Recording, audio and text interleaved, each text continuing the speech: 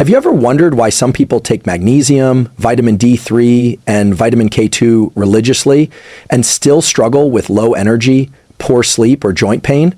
The truth is, just because a supplement is widely recommended doesn't mean it's right for you or even safe in the way you're currently using it. In fact, research now shows that the benefits of these three powerful nutrients depend heavily on when you take them, how you combine them, and whether your body is in the right biological state to absorb and utilize them at all. Let's start with a simple but critical insight from physiology. More is not always better, especially when it comes to fat-soluble nutrients like vitamin D3 and K2, or when magnesium is taken in isolation from your lifestyle, your stress levels, or your calcium intake. Here's why that matters. Vitamin D3, for example, helps regulate over 1,000 genes, many of which impact immune function, brain health, and calcium metabolism. But without enough magnesium, you can't convert it into its active form. And without vitamin K2, that calcium might go to your arteries instead of your bones. That's not just suboptimal, that's dangerous. A study published in the Journal of Clinical Endocrinology and Metabolism found that individuals supplementing with high-dose vitamin D, but without adequate K2 intake, had a significantly increased risk of arterial stiffness, a known precursor to heart disease. That's not what most people imagine when they reach for a health supplement. Meanwhile, magnesium, the fourth most abundant mineral in your body, is crucial for over 300 enzymatic reactions, including those that impact sleep, stress, and focus. But too much at the wrong time, or in the wrong form, can actually lead to diarrhea, sluggishness, and impaired absorption of other key minerals like zinc or calcium. So what's really going on here? What's happening in your body is a delicate symphony of biochemical signals. And when you start supplementing without understanding the timing, synergy, and form of these nutrients, it's like trying to play a concerto with half the orchestra missing. This isn't about scaring you off supplementation. Far from it. It's about empowering you with the right framework, the neuroscience, physiology, and behavioral science you need to make smarter decisions for your health. In this episode, we'll break down the real science behind these three popular supplements, and more importantly, we'll explore why your magnesium may not be helping your sleep or your mood, the critical mistake most people make with vitamin D3 that increases their cardiovascular risk, how vitamin K2 acts as a traffic cop for calcium, and what happens when it's missing.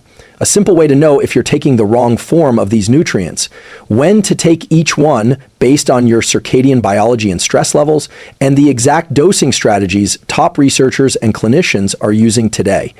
If you've ever taken a supplement and wondered why it didn't work, or even made things worse, this is the science you need to hear. Before we start, I want you to share your problems and questions about health issues you are observing in your body.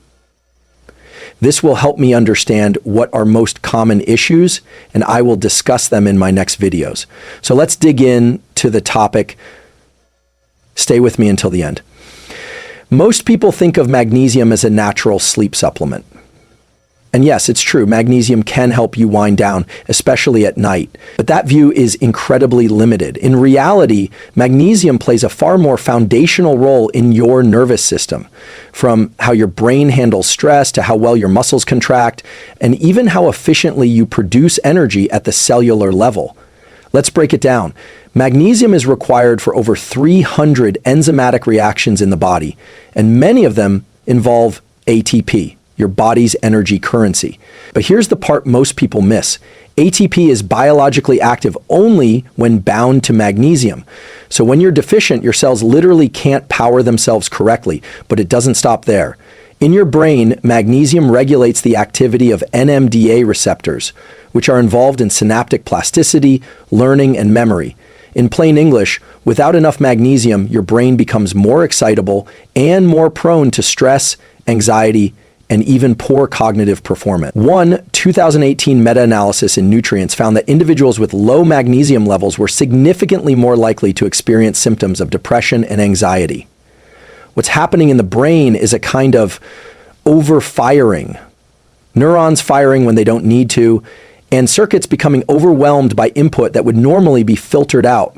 Have you ever felt overstimulated by minor things? Lights too bright, sounds too loud, people too intense. That's often a nervous system struggling to regulate itself. And magnesium deficiency can be part of the reason. The reason this matters is that many people supplement magnesium without understanding which form to use for which outcome. Magnesium citrate, for example, is great for digestion, but too much can cause loose stools.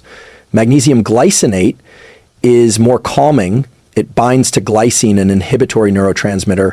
Magnesium threonate, perhaps the most exciting, crosses the blood-brain barrier and has been shown in animal studies, Neuropharmacology 2010, to improve learning and memory by increasing synaptic density in the hippocampus. So when someone tells you, take magnesium for sleep, the real question should be, which kind, how much, and when? Here's a simple behavioral tool to use. If your primary concern is sleep, consider magnesium glycinate, taken 1 to 2 hours before bed, ideally paired with a winding down routine and dim lighting to support melatonin release. If your goal is cognitive function and stress resilience during the day, magnesium threonate at a dose of around 1,000 to 2,000 milligrams of magnesium threonate, yielding tilde 144 milligrams elemental magnesium in the morning or early afternoon may support better focus without sedation. And if you deal with muscle cramps or constipation, magnesium citrate, usually taken with meals, can watch your tolerance. Now, here's where things get especially interesting. Magnesium also modulates the HPA axis, your brain's stress response system. It literally blunts the release of cortisol, the body's primary stress hormone. So when you're under chronic stress, you deplete magnesium faster. And when you're low on magnesium, you feel stress more intensely. It's a vicious cycle. But it's also an opportunity. By timing magnesium strategically and choosing the right form, you're not just managing symptoms, you're directly influencing how your brain responds to life. And one final point here, magnesium works best when your lifestyle supports its function. That means consistent sleep, real food with leafy greens and seeds, and limiting caffeine and alcohol, both of which deplete magnesium. The supplement is only as effective as the system it's entering. Now we'll look at something just as important and far less talked about, how magnesium and vitamin D3 work as a biochemical team and why taking one without the other can leave both underperforming or worse, cause harm. And if you're finding this breakdown helpful, I'd love for you to subscribe. This channel is about making real science usable so you can make smarter, safer decisions for your brain and body. Let's keep going. Vitamin D3 has been called the sunshine vitamin, and for good reason. Your skin produces it when exposed to UVB rays, plays a key role in calcium absorption, immune function, and even gene expression. But here's what most people, and even many physicians, don't talk about. Your body cannot activate vitamin D3 without magnesium. Let's unpack this.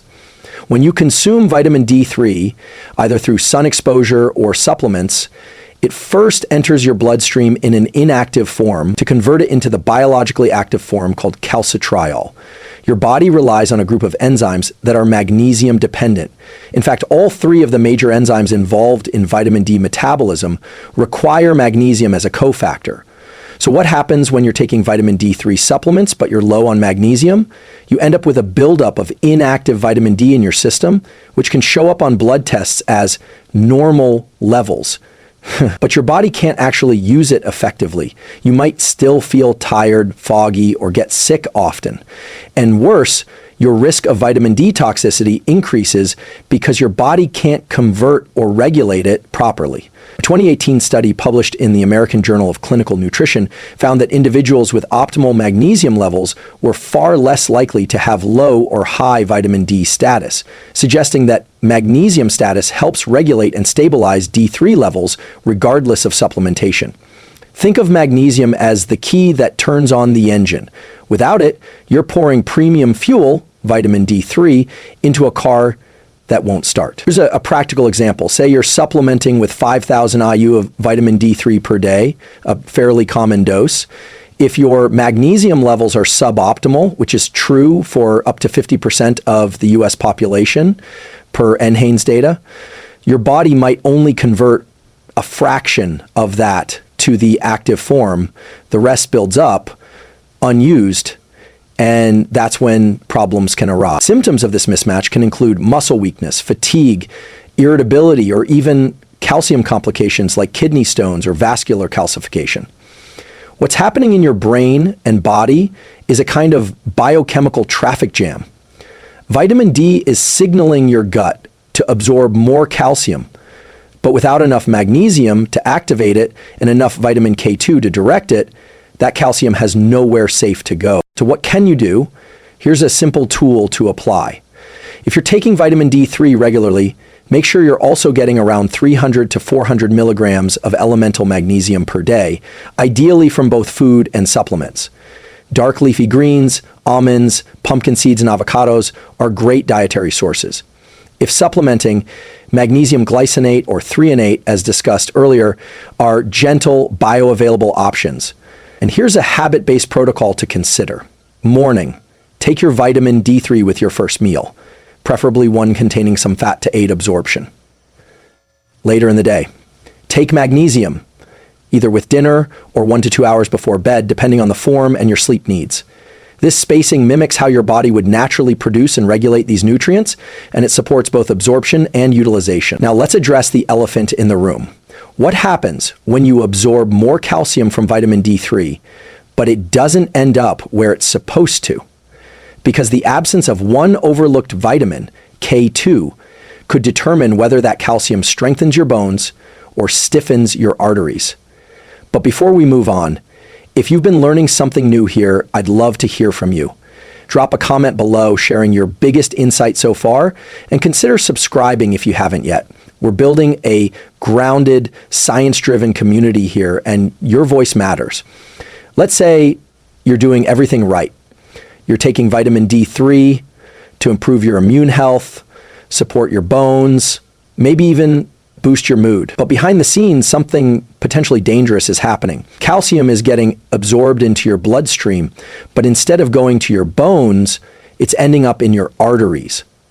This isn't just theoretical. A 2015 study published in the Journal of the American College of Cardiology found that high serum levels of vitamin D, when not accompanied by sufficient vitamin K2, were associated with increased arterial stiffness, a key early marker for cardiovascular disease. The science behind this is straightforward but often ignored.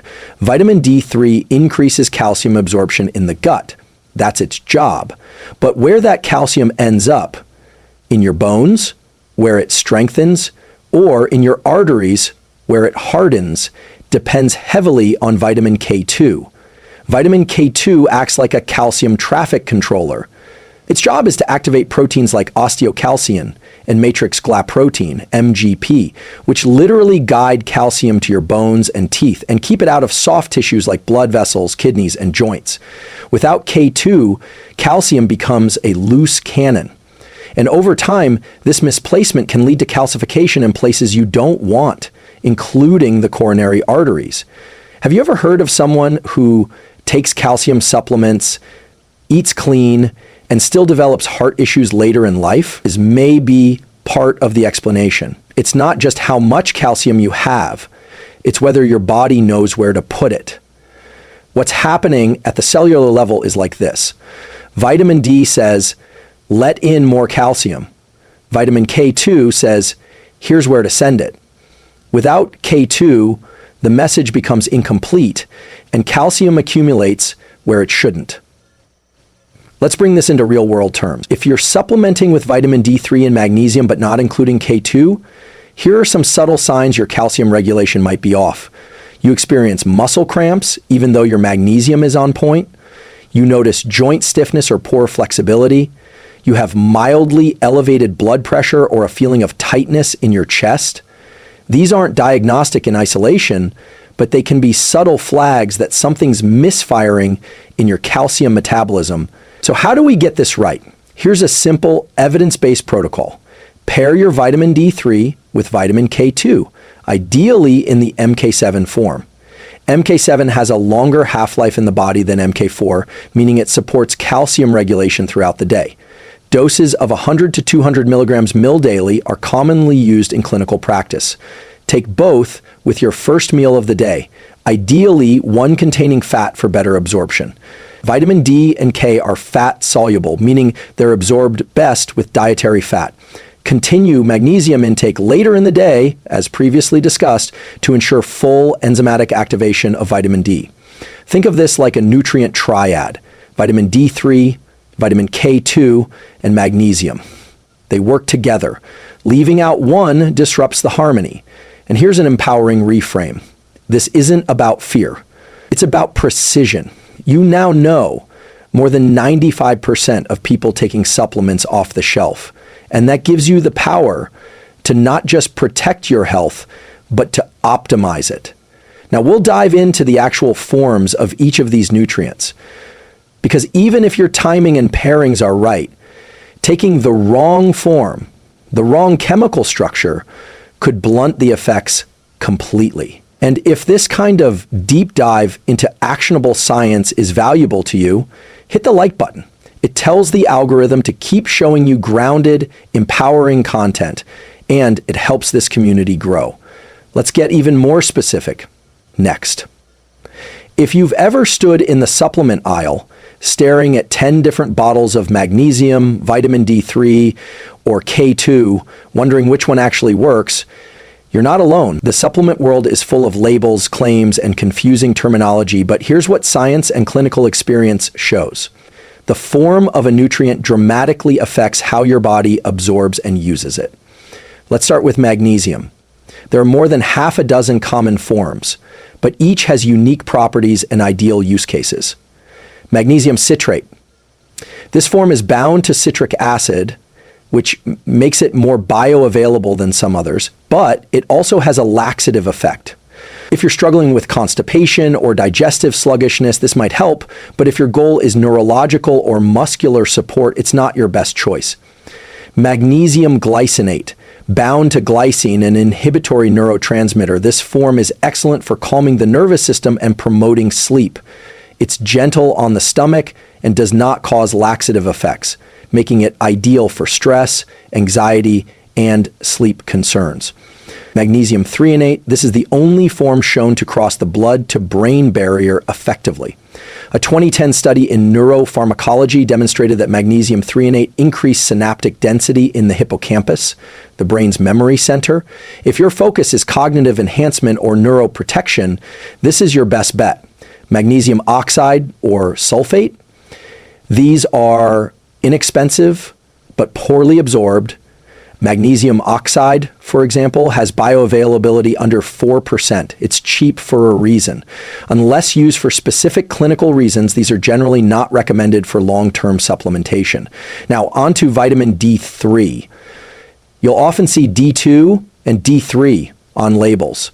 The difference is important. Vitamin D2, ergocalciferol, is plant-directed and less potent. Vitamin D3, cholecalciferol, is the natural form your body makes from sunlight and has been shown in multiple studies, including a 2012 meta-analysis in the American Journal of Clinical Nutrition, to be more effective at raising and maintaining serum vitamin D levels. For most people, D3 is the clear choice. Look for it in soft gel or liquid form, preferably with added fat or taken with a fat-containing meal for optimal absorption. Micro-encapsulated versions may have slightly improved stability, but food context and cofactors still matter more. And finally, let's talk about vitamin K2. K2 comes primarily in two forms: MK4, short-acting, rapidly cleared from the bloodstream. It requires multiple doses per day and is less stable in supplement form. Still, it's found in animal products and may have some therapeutic use. MK7, long-acting, stable, and more bioavailable. Found in fermented foods like natto, it's shown to remain active in the bloodstream for up to 72 hours. Most supplement research focuses on MK7, and it's the recommended form for cardiovascular and bone health. What you want to look for on a label is vitamin D3, cholecalciferol, ideally 1,000 to 2,000 IU daily unless directed otherwise by lab. Vitamin K2, MK7, around 100 to 200 milligrams per day. Magnesium glycinate or threonate, dosed based on your goals. Tilde 200 to 400 milligrams elemental magnesium. Also watch for what's not in the product. Avoid unnecessary fillers, binders, or additives like titanium dioxide, artificial dyes, or magnesium stearate in large quantities. Here's a simple checklist. The right form, D3, K2, MK7, magglycinate/threonate, taken with food or fat, complemented by a lifestyle that supports absorption, good sleep, movement, and gut health. Avoiding synthetic additives or cheap binders. Because here's the truth. A high-quality supplement in the wrong form is like owning a sports car without keys. It looks good, but it doesn't get you anywhere. In part 5, we'll look at something even more overlooked, timing.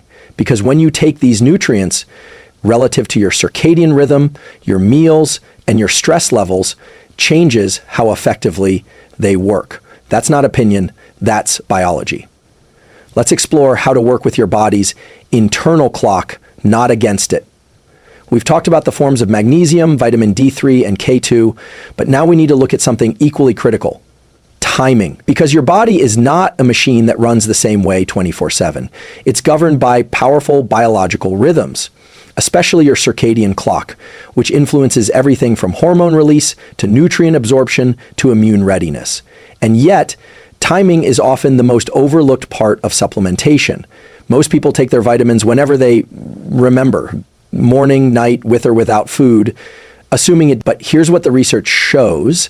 When you take a supplement can determine how well it works or whether it works at all. Let's start with vitamin D3. Your body is biologically primed to produce vitamin D in response to morning or midday sunlight.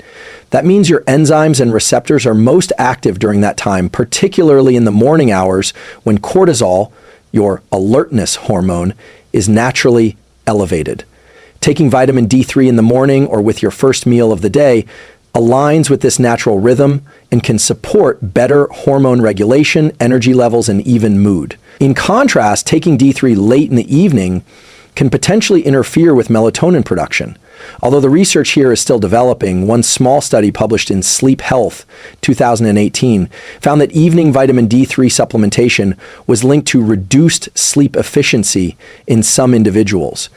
Tool: take your D3 plus K2 supplement with breakfast or lunch, ideally a meal that contains healthy fats like avocado, eggs, olive oil, or fatty. This enhances absorption and syncs with your biological clock.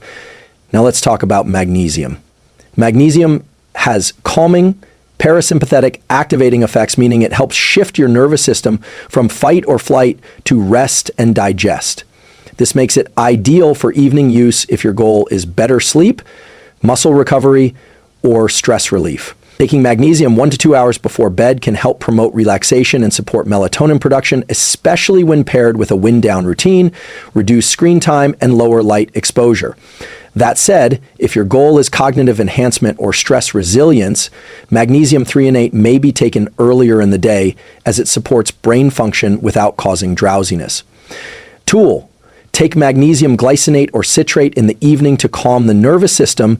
Take magnesium threonate in the morning or early afternoon if your focus is brain performance. Now, why does all this timing matter? Because your body isn't just absorbing nutrients passively. It's doing so in time-sensitive waves, with peak windows for digestion, enzyme activity, and neurotransmitter regulation. For example, your gut motility, stomach acid production, and bile release are all strongest earlier in the day, meaning fat-soluble vitamins like D3 and K2 are absorbed more efficiently in the morning than at night. And cortisol, which can spike too high with poorly timed supplements, is naturally highest in the morning and should taper down throughout the evening. Taking energizing or activating supplements late in the day can blunt this rhythm and impair sleep. Here's a powerful analogy. Your circadian system is like a symphony. Each section, metabolism, hormones, cognition, plays at a specific time. Taking supplements out of sync is like playing the right notes at the wrong time. It disrupts the music. To make this practical, here's a 24-hour timing framework. 8 to 10 a.m., take vitamin D3 plus K2 with a fat-inging breakfast. 12 to 2 p.m., optional second dose of magnesium threonate for mental clarity or stress. 8 to 10 p.m., take magnesium glycinate or stretch rate to support sleep and muscle recovery. And of course, none of this works in isolation. These nutrients are best supported by consistent sleep, exposure to morning sunlight, physical activity, and a nutrient-rich diet. How do you know which of these supplements you actually need, in what amounts, and how to stop guessing? We'll cover the lab tests, body signals, and behavioral cues that tell you exactly where to focus. At this point, you know that magnesium, vitamin D3, and vitamin K2 are deeply interconnected, and that their effectiveness depends on form, timing, and synergy. But there's one more layer to cover, maybe the most important of all: your unique biology.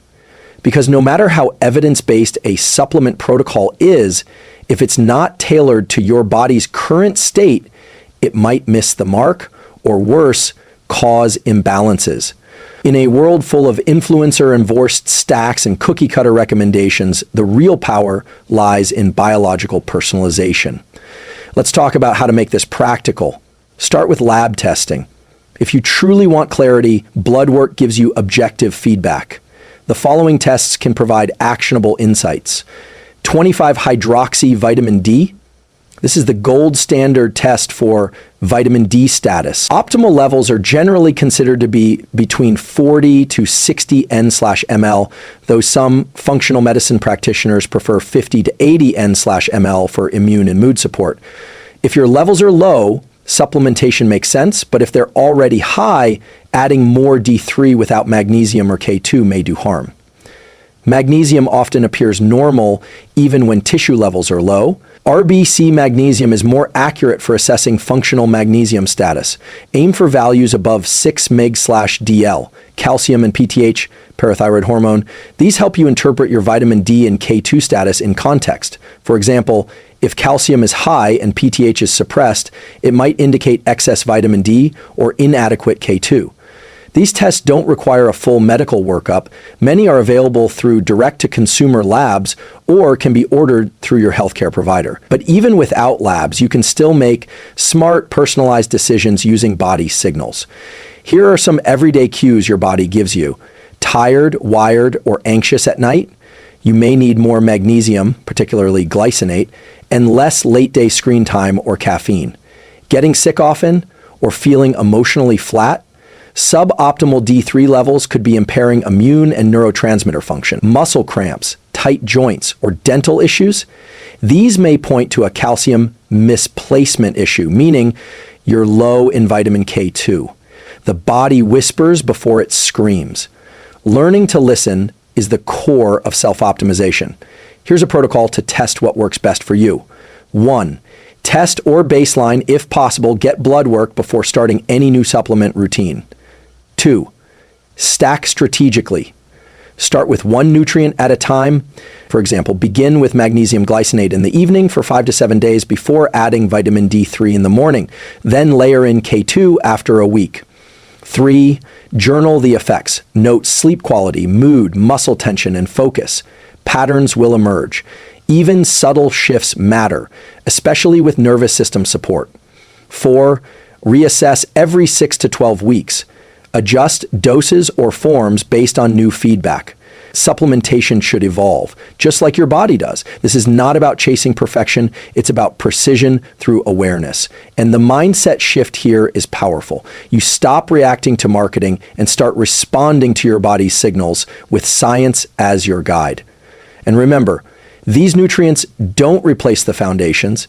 If you're not getting daily sunlight, eating real food, sleeping deeply, and managing stress, even the best supplement stack will have limited impact. Think of supplements as performance enhancers, not replacements for healthy living. We've now covered how magnesium, D3, and K2 work in your body, from cell to system. We've explored synergy, timing, form, and personalization. So in the final section, we'll bring it all together. I'll walk you through a clear recap a mindset for lasting change, and one small challenge you can take on today to start using this science in your life. Let's finish strong. Let's take a moment to bring this full circle. You started this video with a question, maybe even a frustration. I'm taking magnesium, vitamin D3, and K2, but am I doing it right? And now you've uncovered a deeper truth. It's not just what you take. It's how, when, and why you take it that determines whether it helps you or harms you. We explored the hidden roles each of these nutrients play. Magnesium isn't just a sleep aid. It's a stress regulator and neural stabilizer, but the form and timing matter deeply. Vitamin D3 enhances calcium absorption, but without enough magnesium to activate it, you could end up with a full gas tank and a broken ignition. And without vitamin K2, all that calcium might deposit in your arteries, not your bones, turning a well-intentioned supplement routine into a long-term risk factor. You also learn that the form matters. Magnesium threonate versus Ken-ETA, glycinate, vitamin D3, VSD2, K2, MK7, vs MK4, and that your circadian rhythm influences how well these nutrients are absorbed and used. But most importantly, we explored the shift from generic advice to personalized protocols. Here's what the research shows and what experience confirms. Your body is an adaptive, intelligent system. When you support it with the right signals at the right time, in the right form, it knows what to do. So what's next for you? Here's a simple challenge. Pick one of the tools from this video and apply it today. Maybe it's switching your magnesium to glycinate and taking it before bed. Maybe it's pairing your D3 with K2 in a morning meal. Or maybe it's asking your doctor for a 25-hydroxy vitamin D test or an RBC magnesium panel. Whatever you choose, let it be small, clear, and immediately actionable. Momentum creates motivation.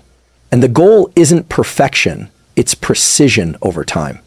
Because when you begin to truly understand how your biology works and you align your habits with that science, you stop guessing, you start transforming. And that's what this channel is here for, to equip you with the neuroscience, physiology, and behavioral tools that move you closer to the life you want, with more clarity, energy, and control. If this video gave you value, I'd be honored if you'd like, comment, or subscribe. But not just as a transaction, as an invitation. We're building a science-based community here, one that's grounded, curious, and committed to living with intention. So share your thoughts below. What's one insight that surprised you today? What's one habit you're going to try? And until next time, stay curious, stay precise, and take care of your brain and body, because they're the foundation for everything else.